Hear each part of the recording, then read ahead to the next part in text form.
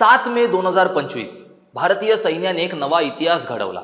Operation सिंदूर या नावाने ओळखली जाणारी ही कारवाई होती केवळ एक लष्करी कृती नाही, तर ती होती भारताच्या आत्मसन्मानाची, संयमाची आणि सामर्थ्याची ठिणगी। पाकिस्तान व पाकव्याप्त काश्मीरमधील 9 दहशतवादी तळांवरती एकाच वेळी टाकलेला अचूक हवाई हल्ला, क्षेपणास्त्रांचा मारा आणि भारतीय लष्कराच्या प्रचंड तयारीच्या पराकाष्ठेपर्यंत झालेला हा प्रत्यय।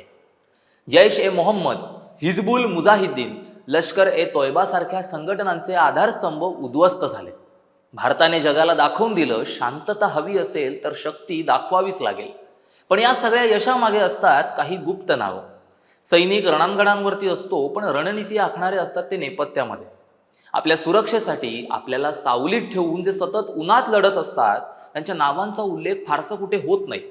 पण आज आपण अशाच एका धाडसी, करारी आणि अचूक निर्णय क्षमता लाभलेल्या गुप्त नायकाबद्दल बोलणार आहोत, ज्यांचं नाव उच्चारलं की धोरण, धैर्य आणि देशभक्तीचा अभिमान अंगावरती शहारा आणतो। जाणून घेऊयात या व्हिडिओच्या माध्यमातून अशाच एका महत्वाकांक्षी व्यक्तिमत्वाबद्दल। नमस्कार, मी अनिरुद्ध गांधी, कॅमेरामन आहेत अविनाश सूर्यवंशी। महा MTV मध्ये तुमच्या सर्वांचं मी स्वागत करतो। भारतीय गुप्तचर यंत्रणेमधील एक अत्यंत प्रभावी आणि करारी व्यक्तिमत्व म्हणजे राष्ट्रीय सुरक्षा सल्लागार अजित कुमार डोवाल। यांचं जीवन म्हणजे राष्ट्रभक्ती, धाडस आणि रणनीती यांचे जिवंत उदाहरण। आज संपूर्ण देश त्यांना भारतीय जेम्स बॉन्ड म्हणून देखील ओळखतो। पण या नावामागे असलेल्या कथा आणि त्यांची कामगिरी या केवळ थरारकच नाहीत, तर प्रेरणादायकही आहेत। अजित डोवाल यांचा जन्म 20 जानेवारी 1945 रोजी उत्तराखंड राज्यातील पौड़ी गढ़वाल जिल्ह्यातील एका लहानशा खेड्यात धीरी बॉनेलसिव येथे झाला। त्यांच्या वडिलांचं नाव मेजर GN डोवाल। लष्करी परंपरेत वाढलेला मुलगा म्हणून शिस्त, देशप्रेम आणि जबाबदारी हे गुण त्यांच्या अंगी लहानपणापासूनच रुजले होते। त्यांनी शिक्षण अजरमेर मिलिटरी स्कूलमध्ये घेतले, जिथे सैनिक वृत्ती आणि कडक शिस्त यांचं बीज त्यांच्या स्वभावात खोलवरती पेरलं गेलं।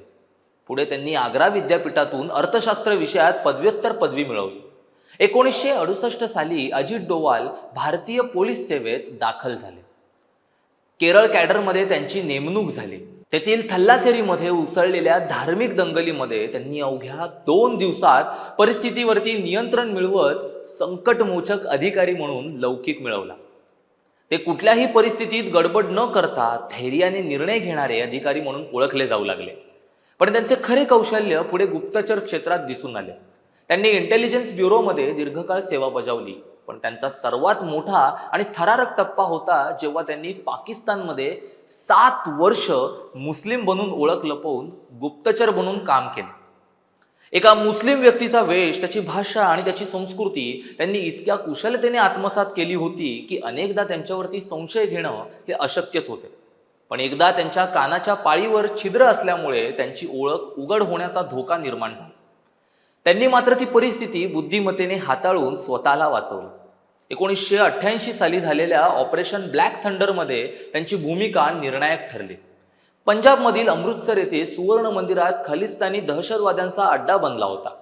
डोवाल यांनी पाकिस्तानी एजंट असल्याचा भास निर्माण करून मंदिरात प्रवेश मिळवला आणि महत्त्वपूर्ण माहिती बाहेर पोहोचवली। ही माहिती वापरून भारतीय सुरक्षा दलांनी अत्यंत योजनाबद्ध पद्धतीने आणि रक्तपात न करता मंदिरातील दहशतवाद्यांचा नायनाट केला। 2014 मध्ये नरेंद्र मोदी पंतप्रधान झाल्यानंतर अजित डोवाल यांची राष्ट्रीय सुरक्षा सल्लागार म्हणून नियुक्ती करण्यात आली। यानंतर त्यांनी भारताच्या संरक्षण धोरणात आमूलाग्र बदल घडवले। 2015 मध्ये त्यांनी म्यानमारमध्ये झालेल्या सर्जिकल स्ट्राईकची योजना आखली, ज्यात भारतीय जवानांनी दहशतवाद्यांच्या छावण्या उद्ध्वस्त केल्या।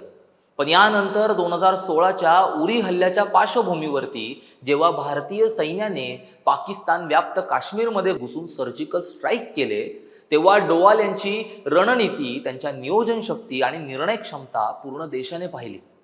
2017 मध्ये भारत चीन यांच्यातील डोकलाम संघर्ष उफाळून आला। युद्धजन्य परिस्थिती ओढवण्याची शक्यता होती। पण डोवाल यांनी चीनच्या अधिकाऱ्यांशी थेट चर्चा करत डोकलाममधून माघार घेण्यास भाग पाडले। 2014 मध्ये इराकमध्ये ISISच्या ताब्यात 46 भारतीय नर्सेस अडकल्या होत्या। डोवाल स्वतः बगदादला गेले आणि त्यांच्याशी वाटाघाटी करून त्या सर्व नर्सेसची सुरक्षित मुक्तता सुनिश्चित केली। अजित डोवाल हे शांतिकालातील दुसऱ्या क्रमांकाच्या सर्वोच्च वीरता पुरस्कार कीर्तीचक्र प्राप्त करणारे पहिले आणि एकमेव पोलीस अधिकारी आहेत. फक्त 6 वर्षाच्या सेवेनंतरच त्यांना भारतीय पोलीस पदक प्राप्त झाले. हे त्यांच्या प्रतिभेचे घोतक आहे. त्यांची पत्नी अरुणी डोवाल या शांत स्वभावाच्या. त्यांचे 2 मुलं देखील आहेत, शौर्य डोवाल आणि विवेक डोवाल.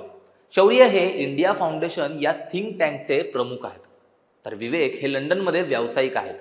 अजित डोवाल यांचं जीवन म्हणजे देशसेवेचा, धाडसाचा आणि रणनीतीचा अतुलनीय संगम आहे.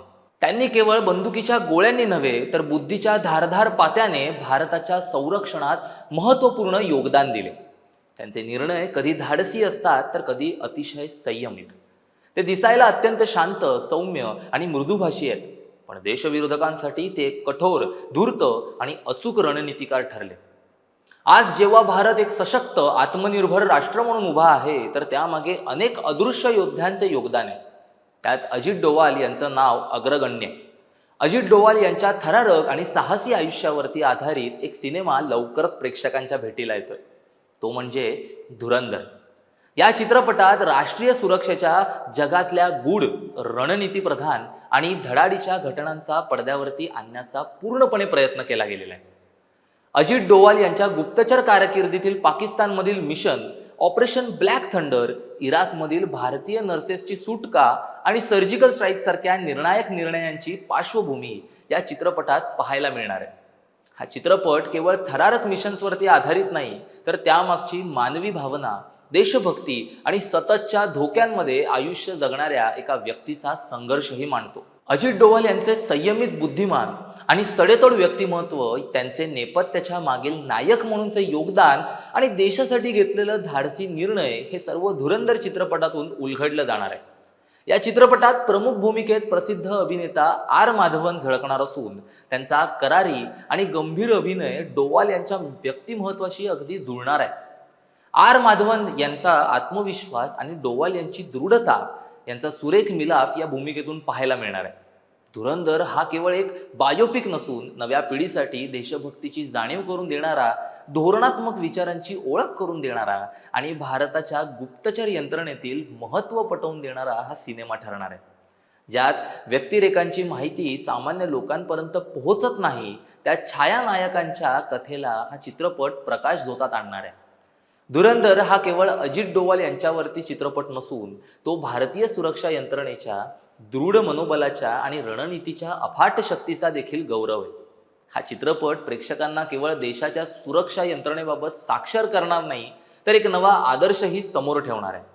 बऱ्याचदा शांततेसाठी अनेकदा पडद्यामागे कितीतरी मोठे युद्ध लढावे लागतात. तुम्हाला ही माहिती कशी वाटली हे आम्हाला कमेंट करून नक्की सांगा. व्हिडिओ आवडल्यास व्हिडिओला लाईक करा आणि आपल्या महाएमटीबीच्या यूट्यूब चॅनलला सबस्क्राईब करायला विसरू नका. धन्यवाद.